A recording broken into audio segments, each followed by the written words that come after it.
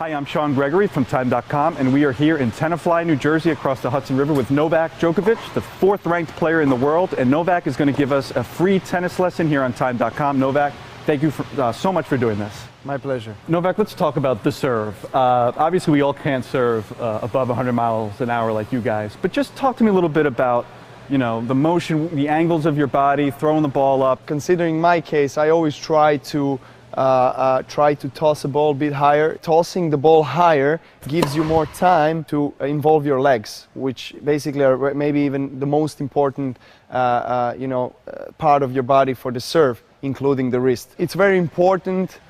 The moment of impact, the speed and pace where you get is from the wrist.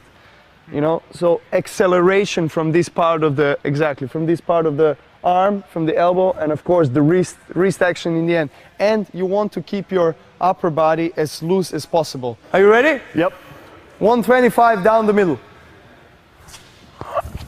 Oh.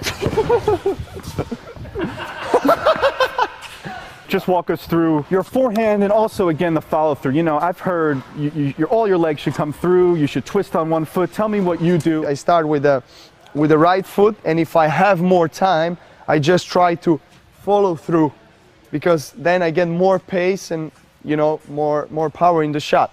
So if I want to produce more spin, I try to get from this back foot, you know, more acceleration from the back foot, so I can get more spin. Keep your hand as relaxed as possible, because then you can actually get this follow through, which is really important in any shot you play, especially forehand. You want to get that follow through. If you want to get a spin, you bend more and you do more work with your wrist. Okay, Novak, let's talk about the backhand. One hand, two hand. You have two hands. Walk us through your two-hand backhand. Actually, when I started playing tennis, I started playing it for 2 years with the one-handed backhand, and then I decided to change because I was small, I was tiny, I was skinny with no power, and then I just got frustrated by all the players playing to my backhand, and I couldn't, you know, get the ball back. And so I decided to play with two hands, and today I think, you know, my two-handed backhand is maybe even a best shot in my game. I try not to involve too much the wrists. The second thing is obviously a weight transfer and hip involvement. If I want to hit a long line, then I have to, you know, close myself a bit more. If I want to hit a cross court, then I open myself up, because then I have a bigger range of, you know, placing the ball more to the sidelines.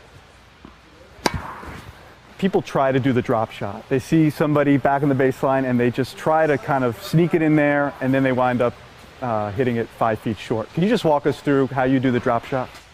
Well, yes, drop shot is actually one of my favorite shots. It's because you get to change the pace. It's much more difficult to play a drop shot from the back foot. It's much easier to play a drop shot when you're in front of your body and when your upper body is in, you know, forward position. So, you know, you try to open up your racket head and just go through it and make like a short slice. You want to make this little cut, you know, make this little spin so the ball can stop. How can you make yourself strong at the net? With the volleys, the most important thing is to try to hit the ball just in front of yourself and always keep your head still, obviously, and try to be low balanced in your legs. So basically, again, you're covering this part of the court and up to here.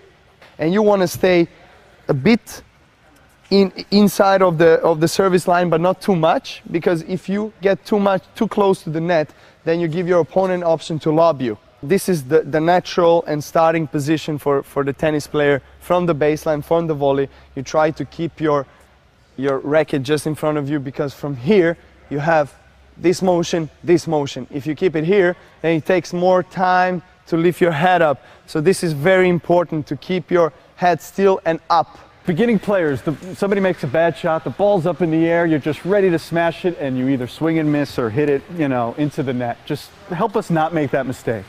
How do you hit that smash shot well? One of the most important things is the left arm with the right-handers. This arm is like your target, you know. It helps you find the ball and position your body always you know, in the upwards position and just be stable. And like at the serve, you know, you need to have this follow through and this wrist action. Exactly. Same thing, it's the wrist. Exactly. You want to pop the wrist, you want to relax as much as you can the upper body, but footwork is most important, because if you have a bad footwork, and for example, you have a narrow position of the both foot, you know, you have no balance, and then you try to do different things with the upper body. But if you have a good position here, then you can do whatever with the upper body. And again, you have to keep the arm you're hitting with, you have to keep it very relaxed. So you want to keep your left arm always ahead and try to search for the ball. Search for the ball.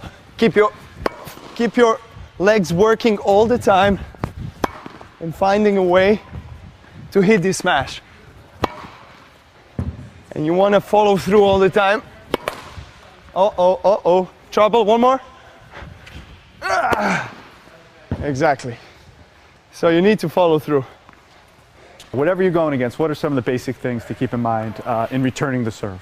What I like to do, I like to stay somewhere in the middle, because for the first serve, because that gives me enough options to block the shot and to, you know, to spin it and follow through. For the second serve, I like to come a bit closer to the baseline and make a split step. So what you want to do is you want to do a very small split step, just to be ready and be able to, you know, accelerate from then on. Just try to make a short swing, because any big swing with the big servers who serve more than 120 miles per hour, you're losing your time.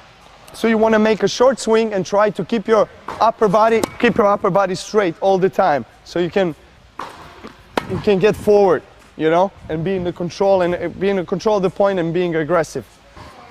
Can you serve second serve? So second serve, I start from here, I make a split step in the court and try to hit the ball and get in the control of the point and get into the comfort zone, if that comfort zone is on the baseline, or if the second serve is very short and I have a feeling that, and I see and I recognize that the return of the second serve was really good and that my opponent is stretching out and being very defensive, that's when I want to move a couple of steps and try to hit a second shot volley.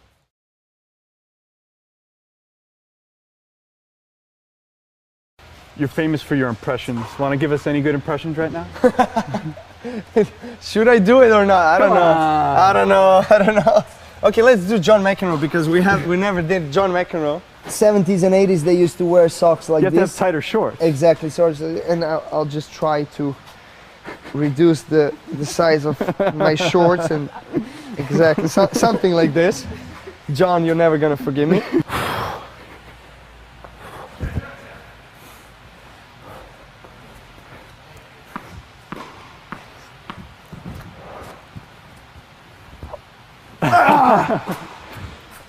What?